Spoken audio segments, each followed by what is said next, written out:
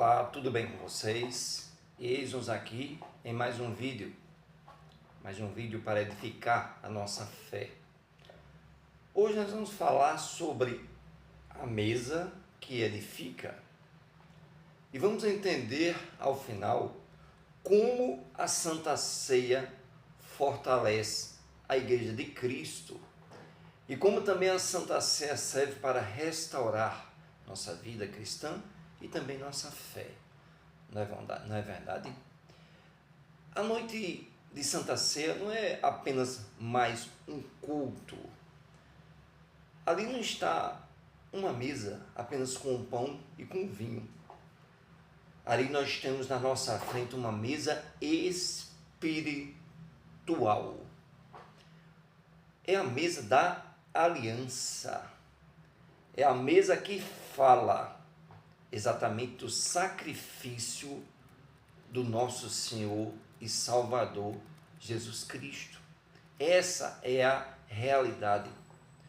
O nosso grande problema, por isso que o nosso canal é além da religiosidade, é porque muitas vezes a religião nos traz a ceia como algo de tradição, mas não é bem assim.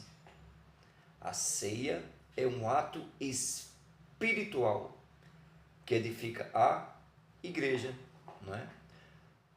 Quando nós vamos ver lá em Atos, depois vocês leiam o versículo 2:42, nós podemos ver que Atos 2:42 nos mostra claramente que a igreja primitiva perseverava no partir do pão.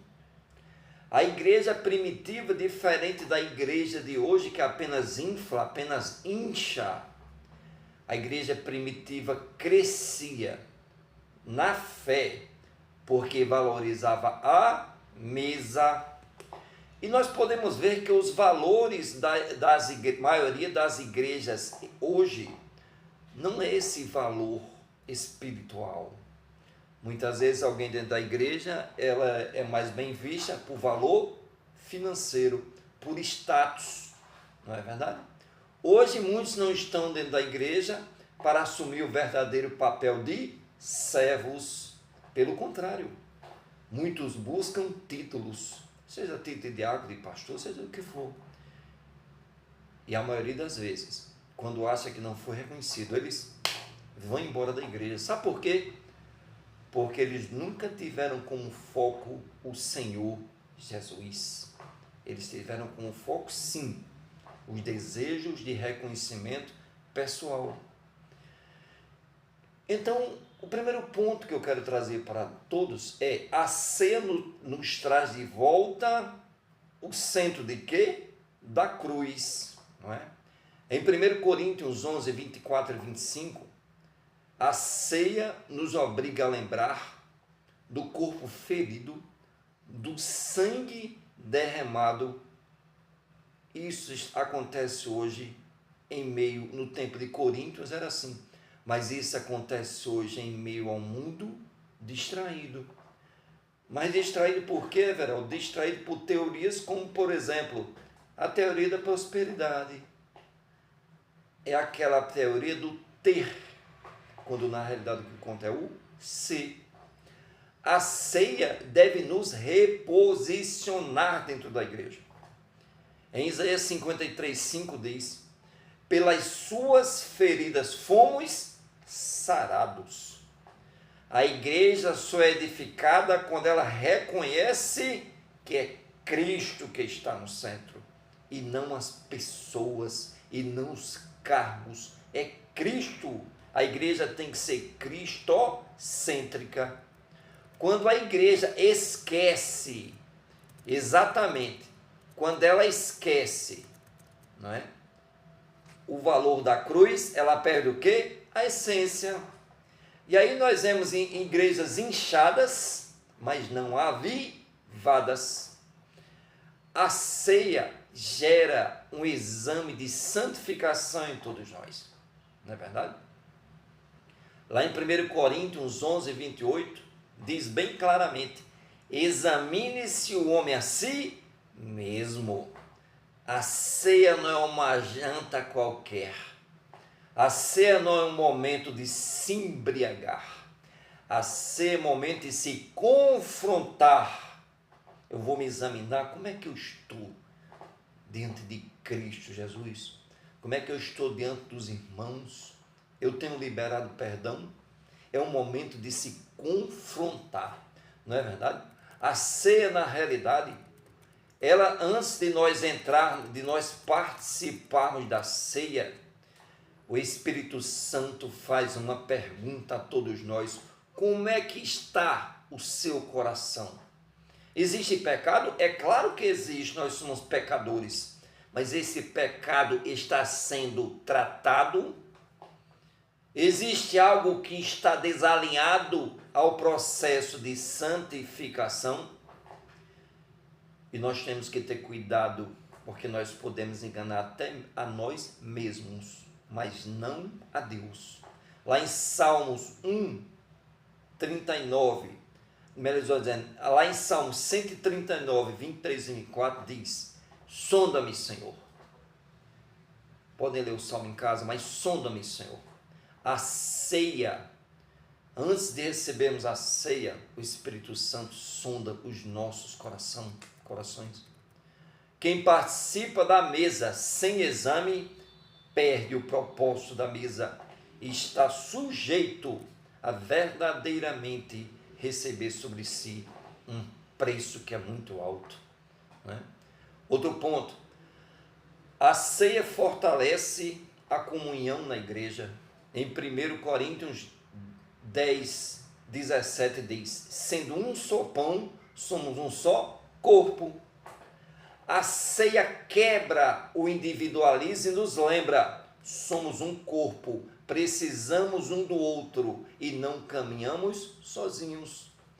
Quando você vê um pastor, um irmão, um diácono, seja o que for, querendo se exaltar, ser mais do que o resto do corpo de Cristo, verdadeiramente esse não está na presença do Senhor da mesa, que é Cristo Jesus, porque somos só um pão e um só corpo, e o dedo mindinho num só corpo não é menor do que o braço ou do que a perna inteira.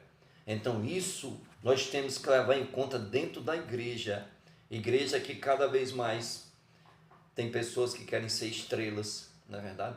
Mas eu quero dizer uma coisa para vocês: não existe igreja forte sem unidade. E quando você vê uma igreja minguando, pode ter certeza, está faltando comunhão, está faltando foco em Cristo Jesus. Tem alguém querendo tirar a honra, a glória do nosso Senhor. Isso ele não admite. Efésios 4:3 diz: procurando guardar a unidade do Espírito. Então jamais vai haver edificação na sua igreja se houver divisão. Então a ceia também, um outro ponto, ela renova a aliança. Lá em Lucas 22, 20 diz: este cálice é a nova aliança. Cada vez que participamos da ceia, nós reafirmamos esse compromisso, renovamos nossa fé e declaramos pertencimento a um só corpo de Cristo Jesus, que é a igreja. A ceia é um lembrete de que você não pertence mais ao mundo, nós pertencemos a Deus. Em Hebreus 10, 22 diz: aproximemo-nos com um coração sincero. Nós temos que nos aproximar um dos outros, sem segunda e nem terceira intenção, apenas com sinceridade, não é?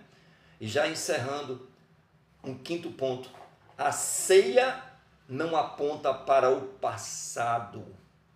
Aquele que vive lhe apontando o passado verdadeiramente não está alinhado com a ceia. Ela aponta para o futuro. Então em Coríntios 11, 26 diz: até que ele venha. A ceia não olha para trás, amados e amadas em Cristo Jesus. A ceia, ela aponta para a volta de Cristo, a eternidade e o nosso reencontro com nosso Senhor e Salvador.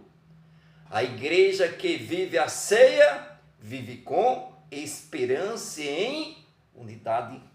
Se na sua igreja não existe unidade, é a prova de que ela não vive a ceia, apenas participa da ceia.